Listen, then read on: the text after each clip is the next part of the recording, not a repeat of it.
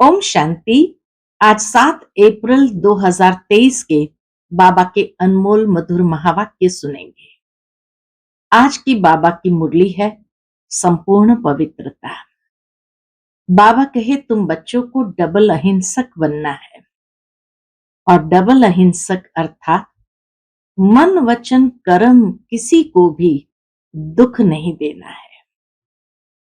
साथ ही साथ बाबा कहे बाबा से संपूर्ण वर्षा प्राप्त करने के लिए जरूर है कि तुम्हें गृहस्थ व्यवहार में रहते हुए कमल फूल समान रहना है। सभी पतितों को पावन जरूर बनाना है और खुद भी पावन बनना है। तुम ब्रह्मा के बच्चे, ब्रह्मा कुमार कुमारियां अर्थात भाई बहन हो, तो कभी भी कोई भी प्रकार का क्रिमिनल असॉल्ट नहीं कर सकते हैं। बाबा कहे जब इस तरह से सावधान रहेंगे तब तुम संपूर्ण वर्षा प्राप्त करने के अधिकारी बनेंगे। सुनते हैं आज के बाबा के मधुर महावाक्य।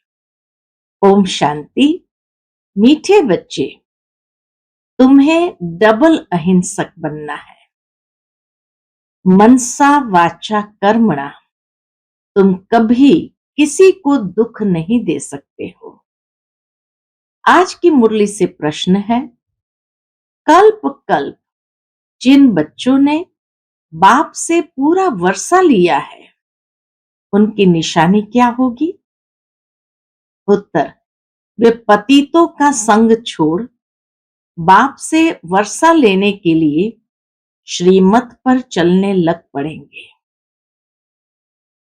बाप का जो पहला फरमान है कि गृहस्थ व्यवहार में रहते पवित्र बनो, इस फरमान पर पूरा पूरा चलेंगे।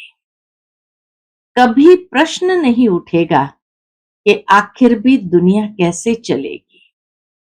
उनकी आपस में कभी क्रिमिनल असॉल्ट हो नहीं सकती। वे अपने को शिव बाबा के पोत्रे, ब्रह्मा के बच्चे, भाई बहन समझकर चलते हैं। तो संपूर्ण वर्षा प्राप्त करने के लिए एक तो बाबा कहे संग का ध्यान रखना है, दूसरा गृहस्थ व्यवहार में भी जो रहते हैं कमल फूल समान रहते हैं, और तीसरा ये भी प्रश्न नहीं उठेगा कि दुनिया कैसे चलेगी, और चौथा वो स्वयं को शिव बाबा के पोत्रे, ब्रह्मा के बच्चे, भाई बहन समझेंगे।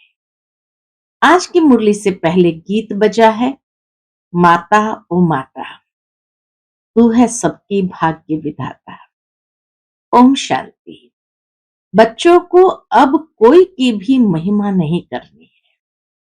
आज की श्रीमत है, बाबा कहे तुम्हें कोई की भी महिमा नहीं करनी है, भक्त महिमा करते हैं। यह गीत भक्ति मार्ग वालों ने मम्मा की महिमा में गाया है, परंतु बेचारे ये नहीं जानते कि मम्मा ने ऐसी क्या सेवा की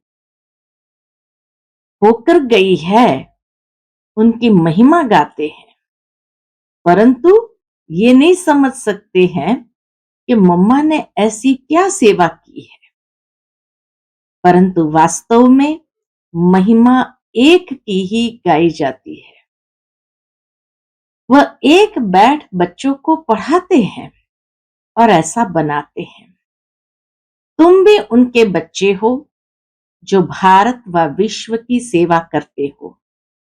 महिमा भारत की करते हैं, चित्र भी भारत में ही है, पूजा भी जगत अम्बा की यहां बहुत होती है, बाहर में नहीं। विदेशों में मम्मा की इतनी पूजा नहीं होती है, परंतु भारत में ही इतनी महिमा भी है और पूजा भी है। कहां कहां शिव के चित्र है, परंतु वह यह समझते नहीं। कह देते हैं शिव शक्ति है, इसीलिए शिव का चित्र रखते हैं, परंतु फिर भी बाबा कहे समझते नहीं। वास्तव में महिमा है शिव की, एक परमात्मा की ही महिमा है। जो शिव बाबा फिर जगत अम्बा और जगत पिता की महिमा निकालते हैं, अर्थात इतना उन्हें योग्य बनाते हैं जो सारे विश्व के अंदर उनकी महिमा ऐसी निकले। बाबा से ही सबको श्रीमत मिलती है। दिलवाड़ा मंदिर में सबके चित्र नहीं है। बच्चे तो ढेर है, तुम सब बच्चे राजयोग सीख रहे हो। चित्र तो थोड़े के ही निकालेंगे। जो पास विथ ऑनर होते हैं उनके ही चित्र निकालेंगे, बाकी सबके थोड़ी चित्र निकालेंगे। तुम जानते हो बाबा हमको स्वर्ग का मालिक बनाते हैं। शिव बाबा इनमें बैठा है। कल्प पहले भी ऐसे ही परमपिता परमात्मा ने हमको राजयोग सिखाया था। अब प्रैक्टिकल बुद्धि से लगता है, जब दूसरे सुनते हैं तो कोई कहते हैं बिल्कुल ठीक बात है, कोई कहते हैं हम कैसे माने। एक जैसे सब नहीं है। जब कोई नए आते हैं तो प्रश्न पूछा जाता है, गॉड फादर का नाम कब सुना है? कब भगवान का नाम सुना है? ऐसा कोई मनुष्य नहीं होगा जो कहे कि हम गॉड फादर को याद नहीं करते। ऐसा कोई भी मनुष्य नहीं होगा जो कहे कि हम गॉड फादर को याद नहीं करते हैं, क्योंकि अभी सब दुखी है। इसीलिए परमात्मा को याद जरूर करते हैं। सतयुग में ऐसा कोई नहीं कहेंगे कि पतित पावन आओ। बाबा कहे सतयुग में ऐसा कोई नहीं कहेगा कि पतित पावन आओ। दुख में सिमरण सब करते हैं, सुख में सिमरे न कोई। यही कहा हुआ है, दुख में सिमरण सब करते हैं, सुख में सिमरे न कोई। दुख में सिमरण किसका करते हैं? एक का। बल सिमरण करते हैं परंतु जानते नहीं, सिर्फ महिमा करते हैं। यहां तो है सारी धर्म की बात। यहां तो है सारी धर्म की बात। गाया जाता है, रिलीजन इज माइट। कौन से रिलीजन में इतनी माइट है? सभी रिलीजन में तो इतनी माइट नहीं है। बाबा कहे सभी रिलीजन में तो इतनी माइट नहीं है।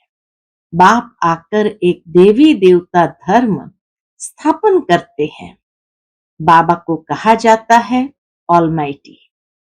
तो जो धर्म स्थापन करते हैं उसमें भी माइट है। तुम जानते हो हम देवता धर्म वाले बनते हैं तो हमारे में कितनी माइट आती है। हम बाप से राजाई लेते हैं। हम कोई हिंसा नहीं करते हैं। भगवान का वर्षा ही हमें ऐसा मिलता है, ऐसी राजाई मिलती है जो कोई हिंसा नहीं करते हैं। सतयुग में दोनों हिंसा नहीं होती है। एक काम कटारे की हिंसा, दूसरी किस पर क्रोध करना, कुछ बुरा अक्षर कहना, यह भी बाण चलाना है। ये जैसे कि मुख का बाण चलाना है। इनको वायलेंस कहा जाता है। तुम किसको दुख नहीं दे सकते।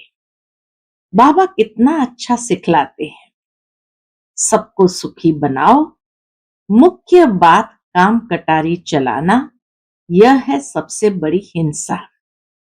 बंदूक आदि चलाना मारना वह भी हिंसा है। कोई भी प्रकार से किसको दुख देना हिंसा है। इसीलिए बाप ने कहा है काम महाशत्रु है। गाया भी जाता है अहिंसा परमो देवी देवता धर्म। उनमें दोनों हिंसाएं नहीं थी। देवी देवता धर्म में ताकत इसीलिए थी क्योंकि दोनों प्रकार की हिंसाएं नहीं थी। कभी भी किसको मनसा वाचा कर्मणा दुख नहीं देते थे। बाप आकर स्वर्ग की स्थापना करते हैं। कल्प पहले की थी, अब फिर कर रहे हैं। किसको मारना, पीटना, क्रोध करना, सबसे छुड़ा देते हैं। बाबा आकर के हर प्रकार की हिंसा से हमें छुड़ा देते हैं। मुख्य बात है पवित्रता की, इसीलिए राखी बंधन गाया हुआ है। बहनें बैठ भाइयों को राखी बांधती है कि काम कटारी नहीं चलाना, परंतु मनुष्य ये अर्थ नहीं समझते। तुम हो ब्रह्मा के बच्चे, शिव के पौत्रे, तो तुम भाई बहन हो गए। आपस में कभी क्रिमिनल असॉल्ट नहीं कर सकते। यह है पवित्र बनने की युक्ति। बहन भाई कभी आपस में शादी नहीं करते हैं। तो बाप समझाते हैं, कल्प कल्प जिन्होंने वर्षा लिया है वही श्रीमत पर चलते हैं। अदर कुमारी, कुंवारी कन्या का मंदिर भी है। गृहस्थ से निकल फिर बाप के बच्चे बने हैं तो उन्हों को अधर कहा जाता है। अधर देवी, अधर कन्या, अधर भाइयों को भी ये जोड़ देते हैं, तो उन्हों को अधर कहा जाता है। जरूर होकर गए हैं, अब फिर प्रैक्टिकल में है। ऐसे मत समझो कि हम पवित्र बनेंगे तो सृष्टि कैसे चलेगी। अब यह तो पतित दुनिया हो गई है, अब चाहिए पावन दुनिया। पतित दुनिया तो चलती ही रहती है, बंद नहीं होती है। तो तुम्हें पतितों का संग छोड़ना पड़े। बाबा आकर विकारी दुनिया की रचना बंद कराते हैं। सतयुग से निर्विकारी दुनिया शुरू होगी। बाप आकर बच्चों को फरमान करते हैं, फिर कोई माने न माने। बाबा तो प्रेम से कहेंगे, समझाएंगे, कोई माने या न माने। श्रीमत भगवान वाच। भगवान बच्चों को बैठ पढ़ाते हैं। क्या बनाएंगे? जरूर भगवान भगवती बनाएंगे। जो जैसा है वह ऐसा ही बनाएगा। निराकार भगवान बैठ निराकार आत्माओं को पढ़ाते हैं इस शरीर द्वारा। यह है बाबा का लॉन्ग बुक। बाबा को शरीर तो चाहिए ना। उनकी शरीर रूपी जुत्ती पुरानी हो गई है। जब नई थी तो गोरी थी, अब काली हो गई है। बाबा ने समझाया है, तुम इस समय श्याम हो, फिर सुंदर बनते हो। सुंदरता है ही पवित्रता की। इस समय हर एक शाम बन गया है। उनको 84 जन्म लेना पड़े। श्री कृष्ण पहले सुंदर था, धीरे धीरे सुंदरता कम होती गई। श्री कृष्ण का चित्र भी है। नर्क को लात मार रहे हैं और हाथ में स्वर्ग है। कहते हैं मैं स्वर्ग में सुंदर था और नर्क में शाम हूं तो लात मारता हूं। जो भी सूर्यवंशी घराने के हैं वह सब सुंदर थे। पूरा सूर्यवंशी घराना ही सुंदर था। सारी डिनास्टी राज्य करती थी। अब सभी काले बन गए हैं, इसलिए श्याम सुंदर नाम चला आता है। श्री कृष्ण की आत्मा ही पहले जन्म लेती है। श्री कृष्ण के साथ सारी राजधानी भी है।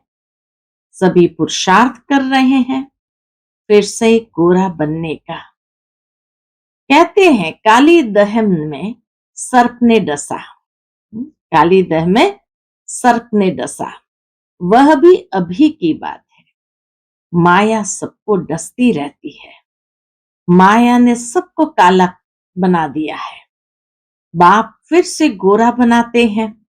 स्वर्ग में ऐसा होगा नहीं, वहां कोई काली दह का सर्प किसी को डसता नहीं। तो बाबा कहे स्वर्ग में ऐसा होगा नहीं। वहां 21 जन्म सदा सुखी रहते हैं। अकाले मृत्यु कभी होता नहीं।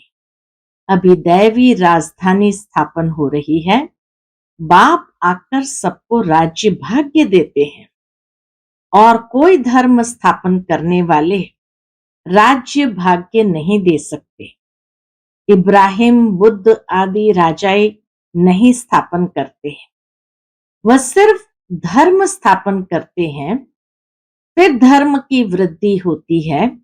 उनको वास्तव में गुरु भी नहीं कहा जा सकता, क्योंकि गुरु करते हैं इसलिए सदगति के लिए। वह तो आते हैं धर्म स्थापन करने, न कि सदगति करने। उनके पिछाड़ी उनके धर्म की आत्माएं नीचे उतरती है, तो गुरु भी वास्तव में कोई को कह न सके। सबकी सदगति करने वाला एक शिव बाबा है। उनके लिए ऐसे नहीं कहेंगे कि वह जन्म लेते हैं, वो तो अवतरित होते हैं, तो जन्म नहीं कहेंगे, ये रॉन्ग हो जाता है। वह अवतार लेते हैं। जन्म लेना अर्थात गर्भ में आना। मैं गर्भ से जन्म नहीं लेता। स्पष्ट शब्द में भगवान उवाच, मैं गर्भ से जन्म नहीं लेता हूं, अवतार लेता हूं, अवतरित होता हूं, परंतु कैसे आते हैं ये कोई समझते नहीं है। मैं परमधाम से आकर इस तन में प्रवेश करता हूं। मुझे शरीर तो चाहिए ना, और चाहिए बड़ा शरीर, छोटा नहीं। छोटे तन से तो बात कर न सके। मैं अनुभवी रथ, बहुत जन्म के अंत के जन्म वानप्रस्थ अवस्था में आता हूं। गीता में भी है कि मैं इनके जन्मों को जानता हूं। यह अपने जन्मों को नहीं जानता था, अब तो जानते हैं। एक बार बता देता हूं। पहले ये देवता था, 84 जन्म लेते लेते अंतिम जन्म में है, तब मैंने इसमें प्रवेश किया है। यह है कल्याणकारी जन्म। ब्रह्मा बाबा के तन में प्रवेश करना, ये भी कल्याणकारी जन्म है। बाबा आकर इनके द्वारा पढ़ाते हैं, तो ये माता भी हो गई। वास्तव में यह है माता, वास्तव में यह है माता, परंतु सर्विस पिता के रूप में करते हैं, इसीलिए मम्मा को निमित्त बनाया है। तुम बच्चे भी उनके साथ निमित्त बनते हो। सबको स्वर्गवासी बनने का रास्ता बताते हो। मनुष्य मरते हैं तो कहते हैं स्वर्गवासी हुआ, वह पुरुषार्थ नहीं करते हैं। हम तो स्वर्गवासी बनने के लिए पुरुषार्थ कर रहे हैं। सतयुग में लक्ष्मी नारायण थे, उन्हों को स्वर्ग का मालिक बनाने वाला कौन? जरूर नहीं थे, तब बनाया।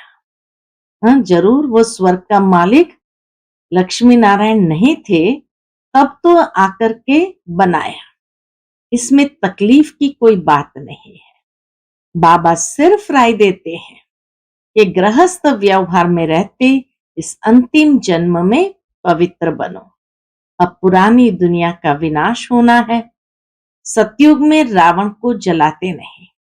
मनुष्य कहते हैं ये रस्म अनादि चली आती है, परंतु कब से चली जानते नहीं। द्वापर से रावण को जलाना शुरू किया है। रावण का कोई ठिकाना नहीं है। शिव बाबा का ठिकाना है परम धाम।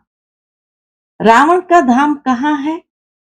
वह सभी में प्रवेश कर लेता है। तो वास्तव में सर्वव्यापी कौन हुआ? रावण हुआ। बाबा कहे वह सभी में प्रवेश कर लेता है, कोई एक ठिकाना नहीं है। जब रावण राज्य पूरा होगा, सभी पावन बन जाएंगे, फिर रावण का नाम निशान भी नहीं होगा। राम और रावण दो चीजें हैं। राम स्वर्ग स्थापन करते, रावण दुखी बनाते। मैं कोई सर्वव्यापी नहीं हूं। वास्तव में सर्वव्यापी रावण है। बाबा कोई सर्वव्यापी नहीं है। रावण सर्वव्यापी है, फिर मैं आकर इन भूतों को निकालता हूं। ये भूत ही सभी को दुख देते हैं। इन भूतों पर विजय पहनाकर स्वर्ग का मालिक बनाता हूं। तुम बच्चे सभी स्वर्गवासी बनने के लिए पुरुषार्थ कर रहे हो। वह लोग कहते हैं स्वर्गवासी हुआ तो फिर रोते क्यों है? बाबा कहे पूछो उनको, फिर रोते क्यों हो? वहां तो वैभव ही वैभव है। मनुष्य को स्वर्ग ही याद पड़ता है, परंतु पुनर्जन्म फिर भी नरक में ही लेते हैं। तुम जब सतयुग में हो तो पुनर्जन्म सतयुग में ही मिलता है। अब नरक बदल स्वर्ग आने वाला है। दुख की दुनिया बदल सुख की दुनिया आने वाली है। अब सर्व का सदगति दाता आया है, इसलिए सबको सुखी करने लिए। अच्छा, मीठे मीठे सिकिलते बच्चों प्रति माता पिता बाप दादा का याद प्यार और गुड मॉर्निंग। रूहानी बाप की रूहानी बच्चों को नमस्ते। हम सब रूहानी बच्चों की रूहानी माता पिता बाप दादा को याद प्यार, गुड मॉर्निंग और नमस्ते। नमस्ते। शुक्रिया बाबा, शुक्रिया। आज की मुरली से धारणा के लिए मुख्य सार है। पहली पॉइंट, डबल अहिंसक बन। मन वचन कर्म से किसी को भी दुख नहीं देना है। पवित्रता की सच्ची राखी बांधनी है। दूसरी पॉइंट है, पतितों का संग छोड़ एक बाप के फरमान पर ही चलना है। स्वर्ग का मालिक बनने के लिए भूतों पर विजय प्राप्त करनी है। आज का बाप दादा का मधुर वरदान हम बच्चों के प्रति है, हर कर्म का बोझ बाप पर छोड़ स्वयं ट्रस्टी बन रहने वाले डबल लाइट फरिश्ता भव। हर कर्म का बोझ बाप पर छोड़ स्वयं ट्रस्टी बन रहने वाले डबल लाइट फरिश्ता भव। हिम्मत रखने वाले बच्चों को बाप दादा सदा ही मदद करते हैं। बच्चे श्रेष्ठ संकल्प करते और बाप हाजिर हो जाते। सिर्फ बाप के ऊपर सारा कार्य छोड़ दो तो बाप जाने कार्य जाने। खुद अपने ऊपर जवाबदारियों का बोझ नहीं उठाओ। ट्रस्टी बनकर रहो तो सदा हल्के डबल लाइट फरिश्ता बन उड़ते रहेंगे। दिल साफ है तो मुराद हासिल हो जाती है। दिल साफ है तो मुराद हासिल हो जाती है। आज का स्लोगन है, उमंग उत्साह के पंख साथ हो तो उड़ती कला में उड़ते रहेंगे। उमंग उत्साह के पंख साथ हो तो उड़ती कला में उड़ते रहेंगे। अच्छा, ओम शांति।